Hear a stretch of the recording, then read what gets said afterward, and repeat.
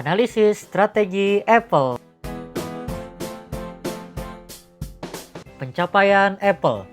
Apple merupakan perusahaan yang bergerak di bidang teknologi, didirikan oleh Steve Jobs, Steve Wozniak, dan Ronald Wayne pada tahun 1976. Perusahaan ini telah mengeluarkan teknologi khususnya di bidang gadget seperti komputer, handphone, atau smartwatch, dan lain-lain. Kemudian, perusahaan ini juga mengeluarkan software seperti OS X dan iOS. Apple pertama kali memfokuskan dirinya untuk menjual dan mengembangkan PC. Pada saat itu, Apple memiliki nama Apple Computer Inc. yang kemudian berganti nama menjadi Apple Inc. Kemudian, pada tahun 2007, Apple mulai memfokuskan dirinya untuk beralih ke produk elektronik. Keberlangsungan hidup perusahaan Apple ini terus berlanjut hingga saat ini. Apple merupakan perusahaan teknologi terbesar di dunia berdasarkan total aset yang ia miliki. Identifikasi sumber daya dan kapabilitas Apple. Sumber daya perusahaan Apple ada dua jenis. Yang pertama tangible. Di dalam tangible memiliki financial resource, technological assets, dan organizational resource. Yang kedua intangible. Di dalam intangible terdiri dari human assets, brand image company, dan relationship and company culture. Apple merupakan perusahaan teknologi yang berbasis pada inovasi dan kreatif. Apple membentuk produk menjadi berkelas dan eksklusif hanya untuk kalangan tertentu saja.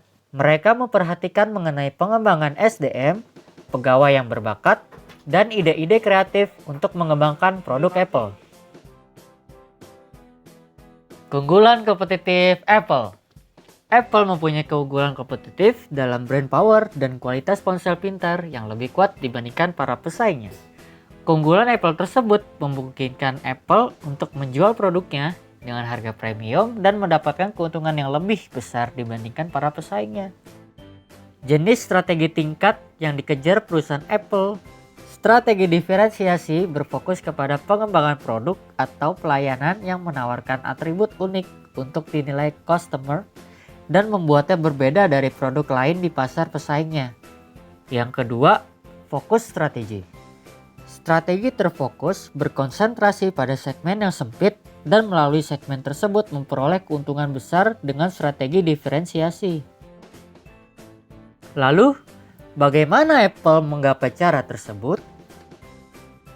Cara Apple mencapai strategi yang pertama untuk menggapai differentiation strategi dan fokus strategi adalah untuk terus selalu berinovasi dari waktu ke waktu, sehingga produk yang mereka produksi selalu mengalami perkembangan. Kemudian, yang kedua, nilai tambah dari keunikan produk Apple akan memungkinkan perusahaan untuk menetapkan harga premium untuk memproduksi produk tersebut. Apple harus tetap merayu pelanggan setianya dengan desain produk dan fiturnya yang superior atau berbeda. Resiko utama yang berkaitan dengan strategi diferensiasi terfokus. Perusahaan tidak terfokus karena kompetitor. Kompetitor besar membidik celah kecil pasar yang Anda layani. Preferensi niche market dapat berubah untuk menandingi pasar yang luas. Kinerja keuangan Apple. Apple mencatat pendapatan sebesar 12,67 miliar dolar dengan keuntungan 12,67 miliar dolar dan pendapatan triwulanan per saham 0,73 dolar. 59% dari pendapatan tersebut berasal dari penjualan produk di skala internasional. Apple melakukan kontrak dengan beberapa produsen untuk memproduksi merakit produknya, yaitu Pegatron, Foxconn, dan Wistron yang tersebar di berbagai negara seperti India, China, Taiwan, Vietnam, Indonesia, dan USA. Di Amerika Serikat, Apple mencapai pangsa pasar sebesar 33,7%, berada di posisi kedua setelah Samsung, yang berhasil mencapai pangsa pasar 30,2%. Dalam pembuatan produk, Apple menganut 4 strategi utama yang diberlakukan semenjak zaman Steve Jobs. Yang pertama, jumlah produk terbatas. Kedua, fokus terhadap kualitas. Ketiga, mengutamakan profit daripada market share. Dan keempat, membuat efek halo agar tingkat demand tinggi. Sekian dan terima kasih.